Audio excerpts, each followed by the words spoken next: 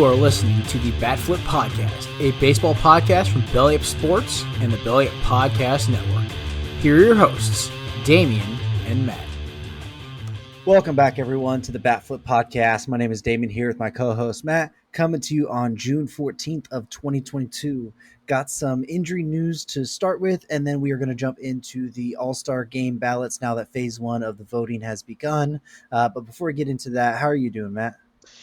Doing pretty good. Just trying to get over this heat wave we've got going on here in the southeast. It's been about 100 degrees, and I think our heat index is probably like 115 with all the humidity. So it's been pretty swampy feeling the last few days. But ready to get into it, talk a little baseball. Yeah, the heat is luckily not hitting the central part of California as much yet, so I'm lucky for that, but definitely I'm not looking forward to those days, even though the difference between yours and mine is yours is a lot more muggy and ours just feels like we're burning. So, but let's go ahead and we'll jump right into the injury news. The first part of it will start with the Atlanta Braves second baseman Ozzie Albies ended up fracturing his foot yesterday during an at-bat. Yeah, it was a really weird situation. He just took an awkward swing and kind of rolled his ankle over in his swing, and it broke a bone in his foot. So they did put him on the 60-day IL, which kind of sucks because that means he will be out for at least 2 months. Whereas we didn't really know, anything. When they say broken foot, it could be, sometimes that's like a 3 or 4 week recovery, and sometimes that's a season-ending type thing. You just don't know. There's a lot of different bones and pieces in your foot. So really a bummer. But the Braves, who have won 12 straight games and are winning big right now tonight, and they're trying to win their 13th straight game. Hurts to lose him. The good thing for the Braves is that Orlando Arcia has been playing pretty well when he's played off the bench. So they do have somebody in-house that has got a lot of major league experience and can man that. And Ozzie shouldn't be out for the year. He should return at some point. So for the playoff push. But definitely a bummer to lose your all-star second baseman. But hopefully Ozzie gets well soon and comes back as good as ever. Yeah, absolutely. It's going to be a big loss, especially just the clubhouse guy that Ozzie is to that team. He's usually one of the ones providing most of the fun for that team, keeping them loose every day. So they're going to miss that.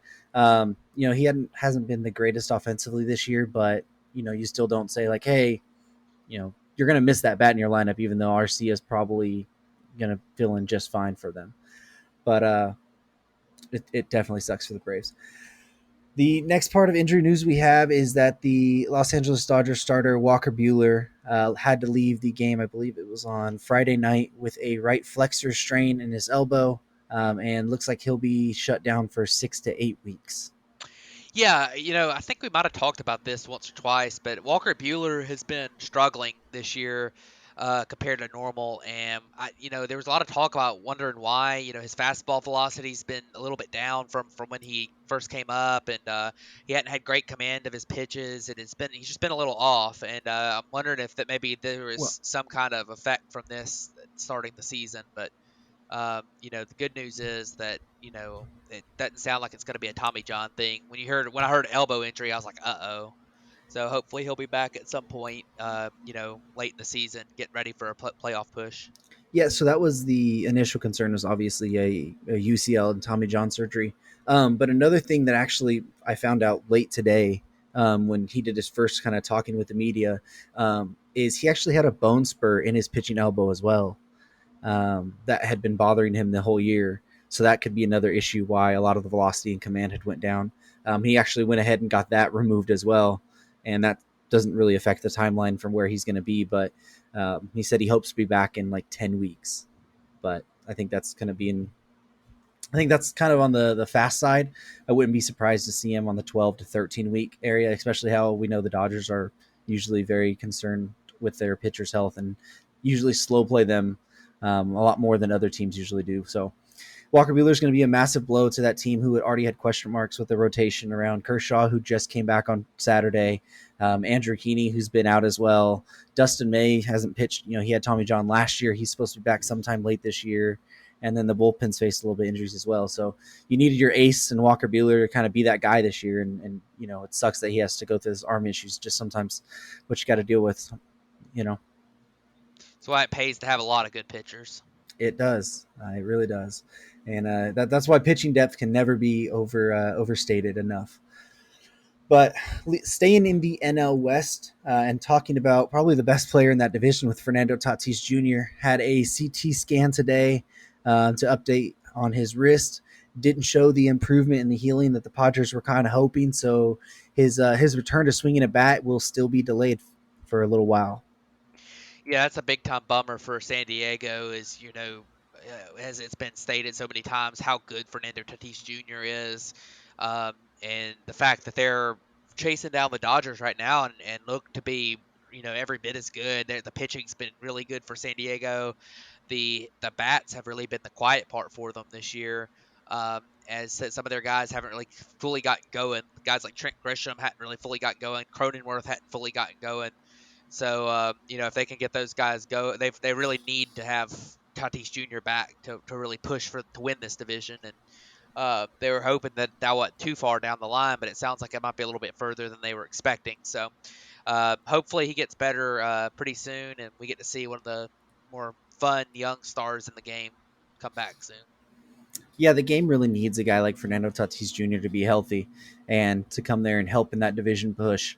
Luckily, it still sounds like he should be back, sometime late July, early August, as long as everything kind of keeps moving along at some pace at least. But the Padres they have proven that they are really good, and they're right there with the Dodgers, and they're going to need Tatis in that late run when they face the Dodgers 9 times in September. So as long as you can stay in striking distance and get Tatis back, in the second half of the season and make that push, you got to do it. But it still seems like they're going to be a playoff team. So as long as you have them healthy for the playoffs, I think that's what really matters. Well, let's go ahead and jump into our all-star ballot. We're just going to basically fill out a ballot for the show. We'll each give who we initially think should make it, and then we'll agree on a guy eventually. But let's go ahead and start with the American League and first base. So who do you feel like is your the call at first base in the American League?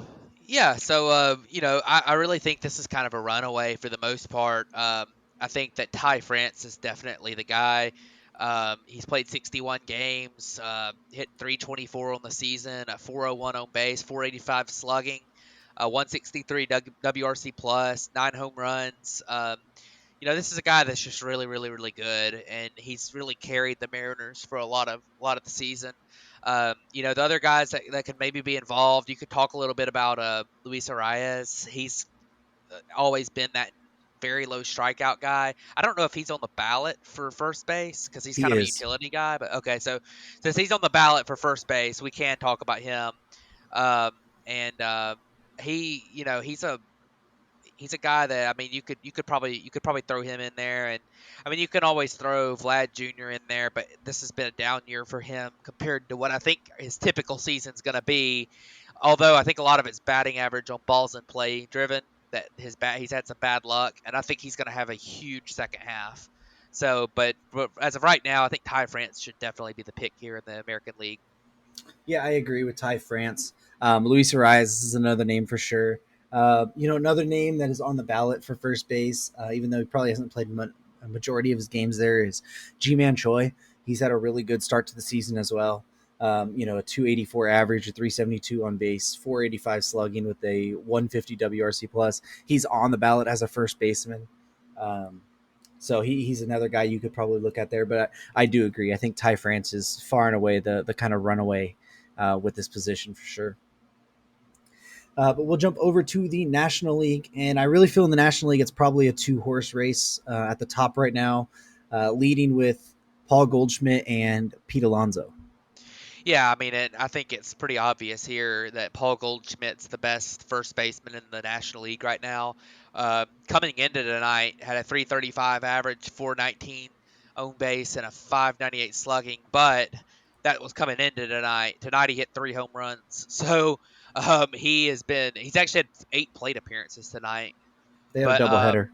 Oh, okay. So I didn't realize that, but he had 3 home runs today. He now has a 349 average, 429 on base, a 642 slugging, and a very cool 200 WRC plus on the season. This guy's far and beyond the best first baseman in the National League right now. I think you got Pete Alonso's been really good too.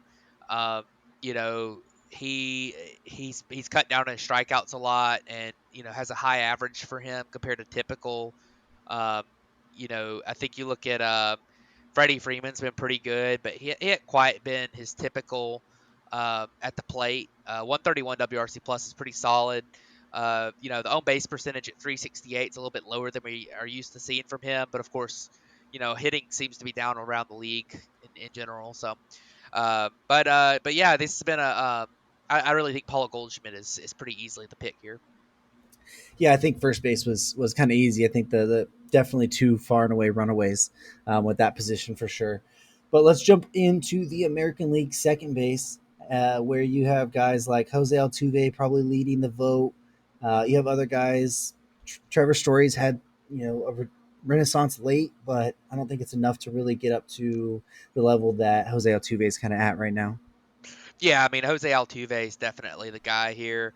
He's only played 46 games, which is pretty low. I mean, a lot of these guys played 60. I know he dealt with I think maybe a hamstring injury in the first month of the season, but I mean, in only 46 games, he's already just a tenth of a point of WAR behind Santiago Espinal, who actually leads second baseman in WAR right now in the American League. But Jose Altuve's been insane. He's got a 279 average, which is honestly a little bit lower than his peripherals are showing. But a 347 on base, 536 slugging. He's already hit 12 home runs, and that's only in that 46 games. A 154 WRC plus. He's playing good defense. Base running could maybe be a little bit better, but he's been the best second baseman in the American League, and definitely deserves that All-Star nod. So here's another name I wanted to throw at you because it's on the ballot for second base, and I don't quite know. He's played 32 games at second base this year and 16 at shortstop. So I guess it does is valid that he's on here as a second base. But Andres Jimenez is kind of an Yep. interesting name. He's a guy who has a 303 average this year, 339 on base, 523 slugging. 7 homers already is phenomenal for him. A 143 WRC plus, and he's really good defensively. Like I'm actually now the more I look at it, I might actually lean Andres Jimenez. What do you think? Yeah, I mean Andres Jimenez has been really good. I don't think he's qualified for the batting title right now. Might be why he wasn't. Yeah, he actually does lead in WAR at. He's played 48 games actually, but his plate appearances are 166 plate appearances. So that sample size does matter to me. That he's only had, he still had like 50 less plate appearances than Altuve, even though he's played 2 more games. But yeah, I mean Andres Jimenez has been really good. A lot of it is BABIP fueled, but that defense is incredible. He's hit for power, which is something we didn't really expect from him coming in. So, but yeah, I mean you could pick between the two pretty easily. I would probably still lean Altuve, but All right. I mean Andres Jimenez is right there too. Yeah, we'll go without Tuve, but Jimenez is definitely somebody Yeah. to watch He for should. in future I think ballots. he ought to be on the team. But Yeah, I don't know for about. sure. Yeah. For sure. All right, well, let's look at second base for the National League, and it's led by guys like Jazz Chisholm. Ozzie would probably be in the conversation at some point, but I think it's really down. Jeff McNeil's another guy that you could probably make. I think Jeff McNeil and Jazz Chisholm are probably the two that we're going to be deciding through. Yeah. I definitely think Jeff McNeil and Jazz Chisholm are the two. This is a tough one because Jazz Chisholm is electrifying and he's really fun to watch. But you look at some of his numbers and he's got a sub 300 on base percentage right now, which is pretty rough. He does have a 130 WRC plus, a 531 slugging. But he's dropped 72 points of on base percentage from what Jeff McNeil's put up. I think the big difference here is that Jazz Chisholm 10 stolen bases and a really solid glove at second base. I think is the big difference here between the two. So I probably would pick Jazz Chisholm, but this is one of the closer picks for me between any position because both Jazz Chisholm and Jeff McNeil have both been really, really, really good, and it's tough to pick between those two guys because they're such different players too, which is pretty crazy. Yeah, and I think a lot of people think that this is a runaway Jazz Chisholm easy. And I think that just is really to the way that Jeff McNeil's not as flashy as him. And I think it's a lot closer race than people, most of the national media will have you thinking it is. Jeff McNeil is really, really good, and I really considered him a lot for this award, or for this vote at least. He's another guy definitely should be on the team, but I think just right now, Jazz Chisholm has to be the pick, especially what he's done recently. After that team meeting they had, where I guess a lot of people were unhappy with him on the team, he's kind of rose to the occasion and kind of carried the team on his back a little bit as of late. So I definitely think that Jazz Chisholm's the pick, but Jeff McNeil it's really, really close. You couldn't go wrong picking either one of those two for sure. Yeah. But looking over to the American League third base side, who do you got over there?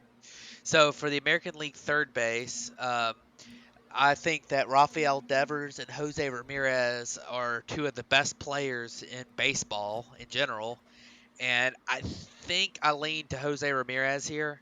Um, he's just such a well-rounded hitter. A 292 average, 389 on base, 641 slugging. Those are incredible numbers. A 186 WRC plus. His batting average on balls in play is only a 254, and he's still got those numbers. 16 home runs. Now with his profile, he does hit the ball in the air a lot, which leads to a lower BABIP. So he always runs a little bit of a lower batting average on balls in play. But man, you would think that would come up just a little bit. But he's also he's a little bit above average defensively, and he's a good base runner. He's stolen 9 bases. I think you got to go with Jose Ramirez, although Rafael Devers is a very close second to me for me. Yeah, it's tough. It's really, really tough. I think a lot of us came in this year expecting a guy like Devers to have this type of season, and he really has. We were all wondering with Jose Ramirez, he kind of struggled, at times over the last couple years. We weren't sure, especially with the contract looming there. He ends up signing that extension, taking less money to stay in Cleveland, and he's really showed out and been that all-star player and the leader of that club. It's another one of those scenarios where you couldn't go wrong picking either one of these. Um, I me personally, I probably lean a little bit towards Devers more, just because of the strides I've seen Devers make, at least defensively. He's been a well above average defender so far this year, but Jose Ramirez just does so much. His base running, his stealing on the base paths, being kind of the only guy in that lineup that teams fear and still putting up these numbers. Whereas in Devers, he's in that lineup. He has Bogarts, he has JD Martinez, you have Trevor Story, you have Verdugo. Like, you have guys around there, so he has some protection. So I think that's probably what why Jose Ramirez will get more of the votes here. But Devers is very much in the conversation. Looking over at the National League side, though, you have Nolan Arenado, you have Manny Machado, you have Austin Riley, are kind of like the top three guys probably separating themselves. Yeah, for sure. I think, and I think just for fun, you could throw a fourth in there too with Brian Hayes, and maybe even a fifth with I think is Brandon Drury on the ballot at third base. Yes, he is. Yeah, so Brandon Drury has actually been really good this year too, but I do think those two are pretty far behind the top three. But I think you got to go with Manny Machado here. A 322 average, 391 on base, 530 slugging, 158 WRC plus. He's got the great glove at third base. He's just a really really nice all around third baseman. Nolan Arenado has been great this year. Uh, you know, I think he's been he's been every bit as good as he was when he was in Colorado. But even at that, he should be an all-star. But I mean, Manny Machado is just having a spectacular season so far. Then Austin Riley's also been really good, but he's just not quite as good as those other two. So Yeah, and if you would have said earlier in the season, you could have had the talk when Nolan Arenado started the season insane as well.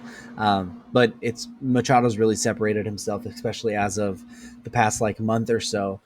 He's clear cut pick at third base in the National League for sure. So let's move over to the shortstop position, and you got guys like Tim Anderson, Xander Bogaerts, Carlos Correa, J.P. Crawford, Jeremy Pena. I mean, this is one of the harder discussions we're going to have, because I think there's at least a handful of players that are worthy at least to be in the conversation. yeah, this is a really really tough one because I think Xander Bogaerts is one of my favorite players. Um, You look at Jeremy Pena as being, um, just a superstar in the making, and he's been a standout player for replacing Carlos Correa. And Tim Anderson in only 40 games has been insanely good at the plate. So that's it's been very interesting. J.P. Crawford also has been really really good, even though his defense has suffered a little bit this year, which has kind of set him back from you know tallying some of the advanced metrics. But um, I think I'll probably go with Jeremy Pena actually. He's been incredible with the glove, with the bat. I love Xander Bogaerts, but he is running a 389 BABIP as well, which is makes you feel like there's regression coming. Maybe he's been a little bit lucky. Jeremy Pena, 324 BABIP. He looks like he can probably sustain this level of production.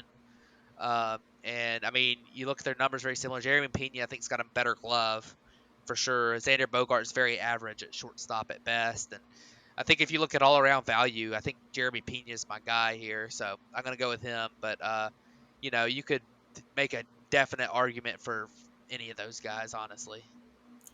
Yeah, I think it really comes down to the two you mentioned, between Xander and Jeremy Pena. I kind of lean more Xander still, just because of the impact he's had offensively. He still has an 867 OPS. He still has a 145 WRC plus. Like, he is not as good a defender as Pena for sure, but I think the offensive side makes up for it a little bit more, with over Pena, but it is really close. And that's really a shout out to Jeremy Pena, because I was not high on him coming into the year. I was really worried about what the Astros were going to get from the shortstop position. And he's really proved, a lot of people wrong. And the fact that he's in this conversation and we're talking about him, being a potential all-star game starter over guys like Carlos Correa, who he replaced, over Xander Bogaerts, over Tim Anderson, who's had been great the last couple of years. We didn't even mention Bo Bichette, because the type of year he's had isn't been all-star worthy so far. And Corey Seager, the same thing. So Jeremy Pena has really been a feel-good story. I'll go ahead and give him the vote for in this ballot as the our All-Star game starter Yeah. for sure. Yeah, and one other thing on those American League shortstops is that Tim Anderson, if he had played every game or close to every game, he would be far and away the leader here, probably the way he's played this year. But your sample size is a lot smaller with him, so I just don't know if he can keep up what he's done in this first. Because it's not fair to Jeremy Pena and Xander Bogaerts, who have 45, 50 more plate appearances than him, to when he's got when you're talking about rate numbers. So I think I think Tim Anderson though is definitely a good shout out here too. Yeah, it's a very valid point for sure. But looking over at the National League side, who do you have over here? Well, the National League side is as difficult as the American League side at shortstop. You really got four guys who could have a legit argument here. You got Tommy Edman has been extremely good. He leads in WAR in the National League shortstops. 15 stolen bases is big. He's got hit 278 with a 355 on base, a 418 slugging. That's a 124 WRC plus, but his glove has also been incredible. Dansby Swanson started off the first month of the season was one of the worst hitter in the National League probably, and ever since then he's been one of the best hitters in the National League. He's been insane this last month, and he's brought his numbers all the way up to a 292 average, a 356 on base, and a 460 slugging. And yeah, he also hit a homer tonight, so those numbers can go up even more. Above a 130 WRC plus, and he's had an incredible glove at shortstop as well. Uh, 9 stolen bases for Dansby too has been really nice. Francisco Lindor's had a bit of a renaissance year, although his offensive numbers are down from those two guys a little bit. And then Trey Turner's been really solid at the plate too. Um, Although defensively he's not quite the same as those top three. And so definitely a very interesting pick here. I think it's probably between Edman and Swanson, and I might. Man, it's tough between those two because Dansby's been so hot the last month, but Edmonds kind of been this the whole year. So I might go Tommy Edman just because he's been like this all year. But man, I don't know. It's hard to pick against Dansby with the numbers he's putting up right now.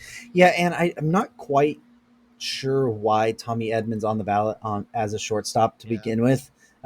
He has 48 games played at second this year and 20 at shortstop, so that doesn't really make a lot of sense to me. I think if he was in second, that'd be a really great Yeah. conversation between Jazz, Edmond, and McNeil for sure. Edmund would be running away with second base. At shortstop, though, I don't know. I really feel like it, at least to me, it comes down to Swanson and Trey, and Swanson just has the edge, because he's so much better defensively.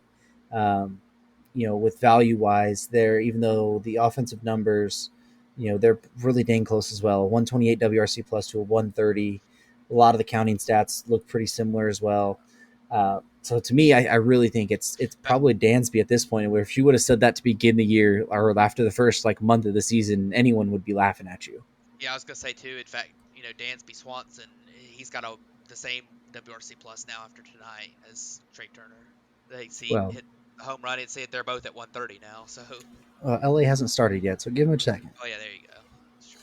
So, but yeah, I'll pick Dansby for sure for that one.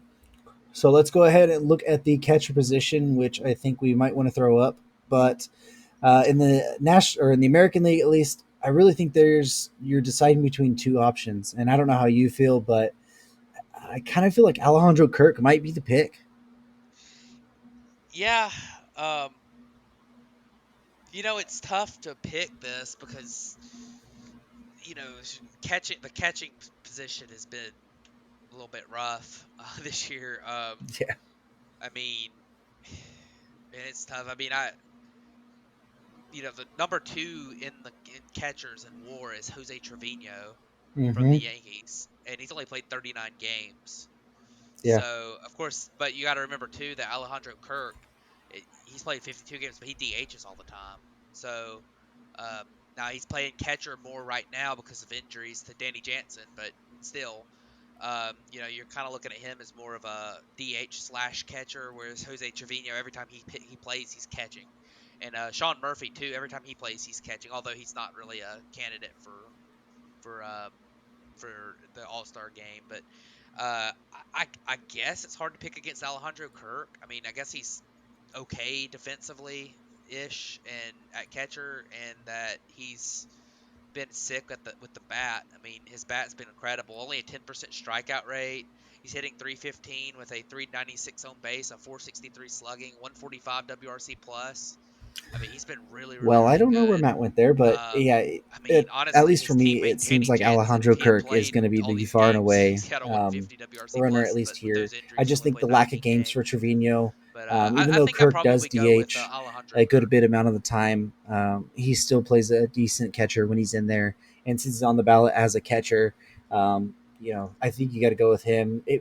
Usually this award would be for a guy like Salvador Perez, who's really, really struggled this year so far. Um, Christian Vasquez has been pretty decent, but the OPS isn't really there. It really comes down to Kirk and Trevino, and I just think the games from Trevino, or from Kirk at least, is the reason why he's going to take this award.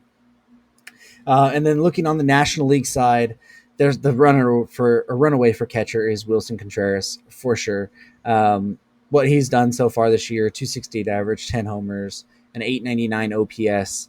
He just kind of runs away with this award. Tyler Stevenson would be a great option if he was able to stay on the field, but he recently, I believe it was on Thursday, he just broke his thumb, so he's going to be out for another month. Kind of hard to pick him. Dalton Varsho has been another name, but he's been playing a lot of outfield.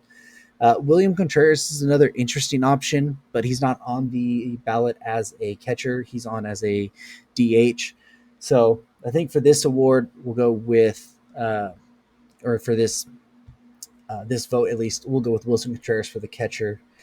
Now let's go ahead and move on to the American League outfield position. We get to pick three from each of the outfield spots. So who do you have for your American League outfielders? Well, I think the first one's going to be pretty obvious here. It's all going to start with Manny Aaron Judge. Margot. Yeah. Well, Ugh. Manuel Margot is actually on the list of not quite guys I would pick as my starter, but he's been really good. But the first guy is obviously going to start with Aaron Judge.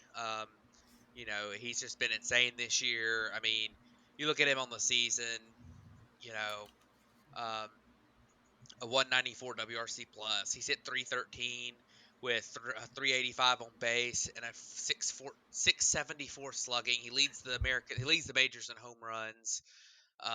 The guy's just been absolutely incredible. So he's definitely my number one.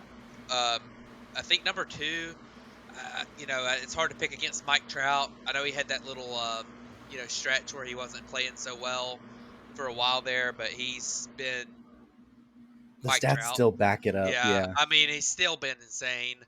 Um, so Mike Trout's obviously going to be there. 188 WRC plus, 293 average, 392 on base, 634 slugging, 16 home runs. Um, I am a little bit worried about his strikeout rate. He's been striking out an awful lot, but I mean, it's nothing red flag worthy or anything. And then my other guy, I would think about Taylor Ward because of the start he was on in LA and for the Angels. But with him being out a lot, he's still out right now. I think he's supposed to actually come back next week. But I think I'm probably going to go with my third one being Kyle Tucker. Um, he's it could it's hard him. I mean Buxton you could go with. Um, you know Springer, Springer you even. could go with. Yeah. I mean, it's tough between those guys. I mean, there's a bunch you could put on there, but I probably would go with Kyle Tucker. The guy's very underrated. Um, he's got really the only difference between him statistically and um, well, I mean, Buxton's only played 46 games. I mean, that's the problem with Buxton. And I mean, he's been insane in those 46 games. He's actually been extremely unlucky. I really like what he's done. His approach has been better this year. It's still been his approach is still rough at the plate. He strikes out a ton and doesn't walk much, but it's been better than it has in the past. It's improved. But I mean, he's hit 18 home runs in 46 games. I mean, he's been extremely good. So but with the, we have 46 games. I think I probably go with Tucker just because of the sample. 10 more games. I mean, it is only 30 more plate appearances, but it's tough to pick between those guys. But I don't know.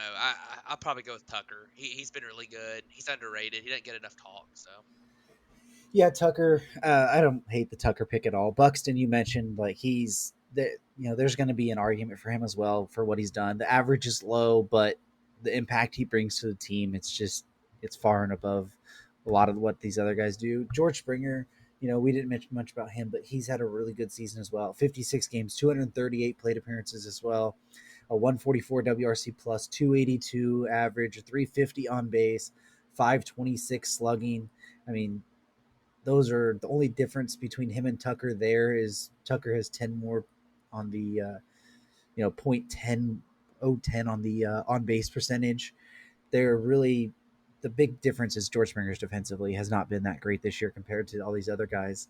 So that's probably kind of sets him back a little bit more, out of that argument. But Kyle Tucker, I'm perfectly fine with him being our third option for the American League outfield as well.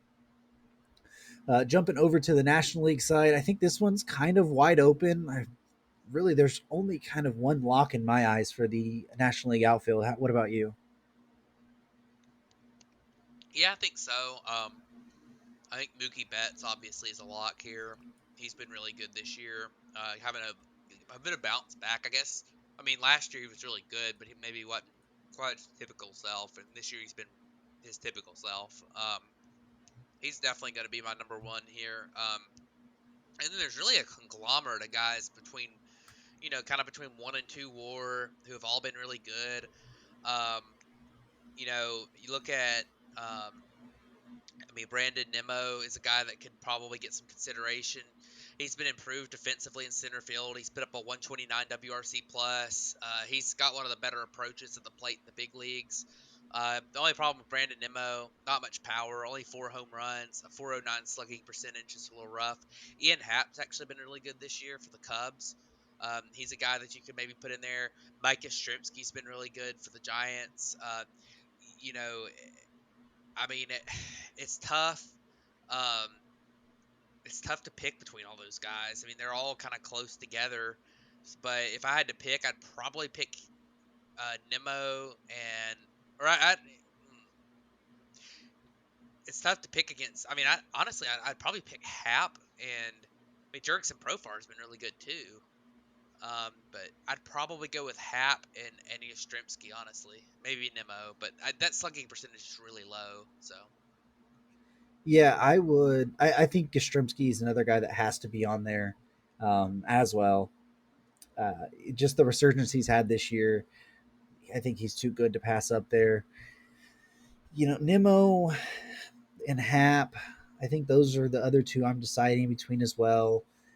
Um, I just think the defensive, the jump in defensive numbers for Brandon Nimmo, especially playing center field, I think that kind of gives him the edge to me, even though maybe the other overall counting stats aren't quite the same or there to match up with Hap. I think defensively kind of sets him apart enough to get the vote for me.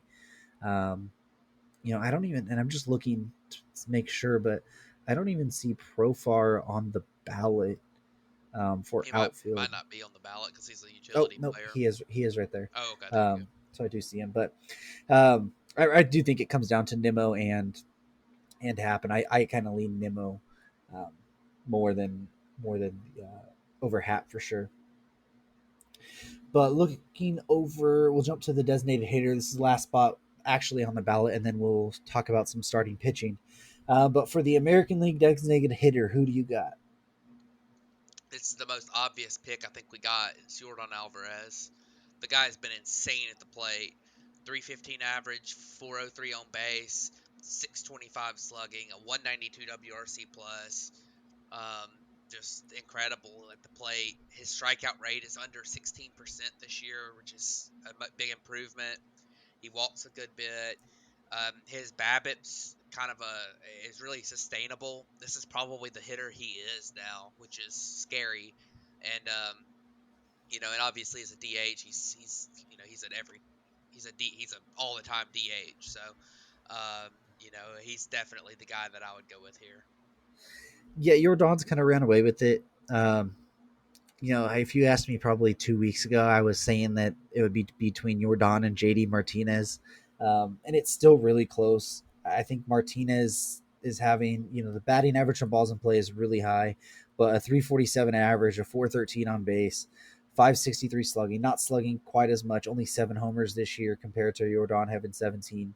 But the overall offensive numbers kind of look, right, pretty close to the same. I mean, a 174 WRC plus to a 192 that leads for Jordan. That's kind of why he separated himself there. But JD Martinez is having a great season as well, and I wouldn't be, count him out of the designated hitter race at all as well for the American League. But looking over at the National League, we have, I think this one's pretty easy. You think it's Bryce Harper, just since he's listed here. It would have been an interesting conversation had he not been under the designated hitter list, but since he's here, I think he's the obvious and easy choice. Yeah, absolutely. I mean, Bryce Harper's been really good at the plate. Sucks that he's on the DH list because of injury, but obviously, I mean, he's far beyond the best here. Um, you know, I think other than him, you could make an argument. If it wasn't for Bryce Harper being there, you could make an argument definitely for William Contreras. He's been extremely good. It's tough with some of the DH stuff because I mean William Contreras is catching more than DHing, and I think the same could be said for a couple of the guys on the American League side, playing a lot more out. Like I think Andrew Vaughn's typically playing the outfield, right? I mean, I think he's on the Josh, DH list too, but he's on the DH list here, but I think he typically plays outfield.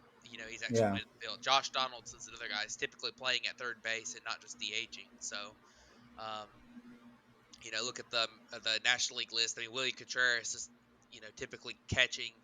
The only reason he's on the DH list is because Travis d'Arnaud is there and they split time at catcher. I mean, you look at like Max Muncy plays in the field a lot, doesn't he? Still, I mean, yeah. second base. Yeah, I mean he's on the DH list, so it's weird that it comes out like that, but definitely I would vote for Bryce Harper.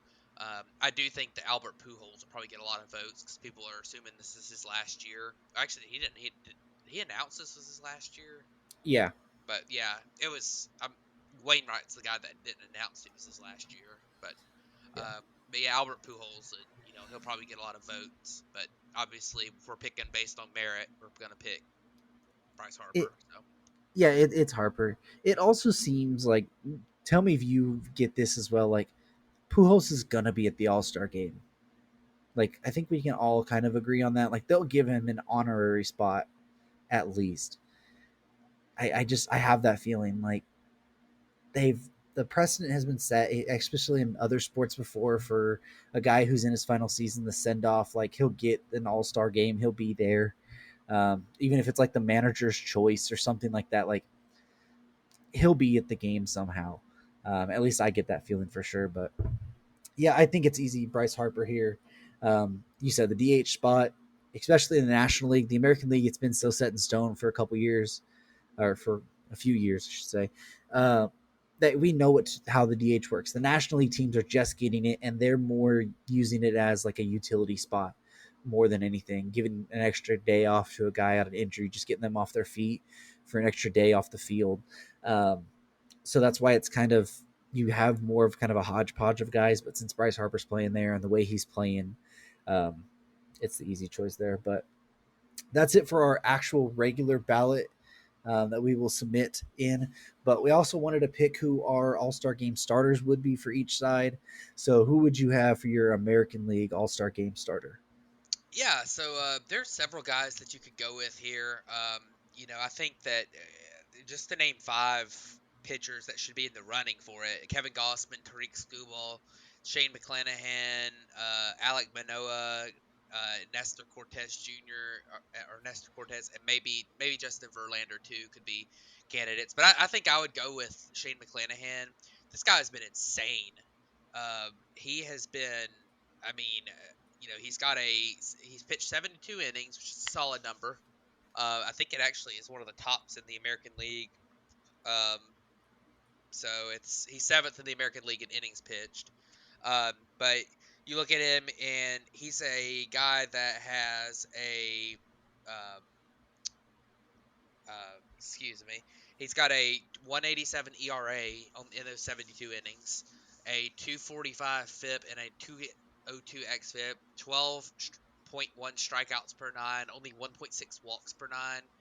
Um, he's getting the ball on the ground really well too. He's got that rare combination of lots of strikeouts, not a lot of walks, and gets the ball on the ground. And anytime you get that combination, you're in good shape. And this guy he's lefty. He throws hard. He's fun to watch. He's electric. I think he should be the starter. Um, I think Nestor Cortez is probably going to get a lot of run for that, just because the story, and he's played pitching for the Yankees and stuff. But I'd go with Shane McClanahan. I think he's been the best so far. Yeah, McClanahan would be the guy I would choose as well. Verlander's obviously right there, especially the comeback he's had. He leads the American League in innings pitched. He also has a 194 ERA, even though the FIP and the xFIP don't quite back that up at a 350 and 347. But I could definitely see Verlander getting a lot of run at potential starting the All Star game as well. Um, you know, other fun stories. Alex Manoah has been pretty good this year. A 167 ERA, a 296 FIP. Like I could see him getting a look, and even maybe Martin Perez, maybe not being a starter, the actual starter of the game, but being on the roster. He's made a tremendous comeback story this year for sure. After being a guy who's kind of middled around middle of the rotation to back end of the rotation guy for most of his career, and coming back to Texas where he originally started and having a great season to start with. But so that's for that's from the American League side. The starters, I think we both agree, Shane McClanahan should be the guy. But looking at the National League, I think this one's going to be even easier for us to agree on, and that's because it's going to be Sandy Alcantara. Yeah, I mean, Sandy Alcantara is probably the guy to go for here. He's got 91 innings, which is insane at this point of the season, uh, in this day and age. Pitched and 168 ERA. Peripherals don't totally back that up, but they do expect him to be really good. Only 8 strikeouts per nine. I think that number actually probably comes up some as the season goes on. I think he typically would I think he's just maybe been a little bit unlucky on his strikeouts. His stuff typically plays up better than that. 2.66 walks per nine, not too bad there. Not giving up many homers at all. Gets ball on the ground a lot, weak contact, pitches deep into games. Is the big thing with him though. He's such a workhorse. He saves a bullpen that's not really all that good to start with. And I think Sandy Alcantara is definitely going to be the guy here. Looking at some other guys, I mean, Joe Musgrove's been really good. He's actually got a better ERA than Sandy Alcantara, but he's pitched about 19 fewer innings, which is a pretty good bit. But he's been extremely good as well. A 150 ERA for him in 72 innings. Um, Look at Zach Wheeler has really turned around after a kind of a rough start to the season. He really has turned it around. He's been really solid. Some other guys in there. I mean, Corbin Burns, the defending Cy Young winner, has been really good. Um, he's still he'll be on the All Star team for sure. Pablo Lopez will definitely be on the All Star team. He's been really good, but if I was going for a starter, it would definitely be Sandy Alcantara right now. Yeah, he far and away is the, even if you were talking about pick one starting pitcher, it would be him throughout the entire major leagues right now. He's just been so good this year. I know we've mentioned him a lot, but he's been so worthy about it the past couple seasons. But that will, that's technically not on our actual ballot, but we want to bring that to you guys as well. Is there anything else that you want to hit on All-Star game wise, or any other notable names you want to talk about? Um, I don't think so. I think I'm pretty I feel good about kind of the guys we picked. I think it's definitely fun to look at. Maybe the next week or two we can look at. We're almost halfway through the season. Um, Yeah. I think with the next few weeks, maybe we can look at some, like rookies that are doing really well, or pitchers, who are, I guess, kind of pitchers who ever start the All Star game. We kind of talk about this the same as the like Cy Young candidates or whatever, but Yeah. maybe some of those other awards, maybe some pitchers or who's standing out in certain aspects that we haven't really looked at so far. But definitely just a couple weeks for that All-Star game, and after that things really tighten up. There's been a lot of interesting baseball recently. You had a lot of streaking teams. I mean, the Braves have won 13 straight games. The Phillies have won, I think they had won 9 out of 10 or 10 out of 11, and I think tonight they were up, but I think they blew the lead in the ninth inning tonight. And then you've got teams like the Angels that are streaking in a bad way, but that maybe they've gotten off the schneid just a little bit the last couple days. But definitely a lot of streakiness going on right now, and some races tightening up, some races spreading out, and but we'll keep an eye on it for you, and we'll talk be back with it next week. So Yeah, with you said, it's getting ready to be that halfway point of the year. Maybe we jump back to look at our preseason predictions wise, and see where we're standing on awards and kind of that. That'd be, another fun thing to do as well. Just wanted to mention as well, since we filled out the All-Star game ballot, you can go to MLB.com/All-Star ballot, and you can put your own ballot in there. You can vote up to 5 times per day.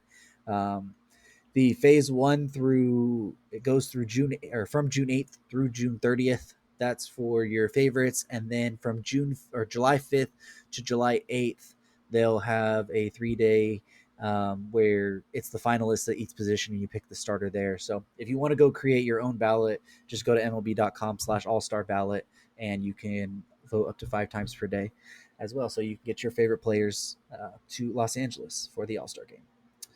But I think that's going to wrap it up for this episode of the Bat Flip Podcast. Thanks, everyone, for tuning in, and we'll catch you guys next week. thanks everybody.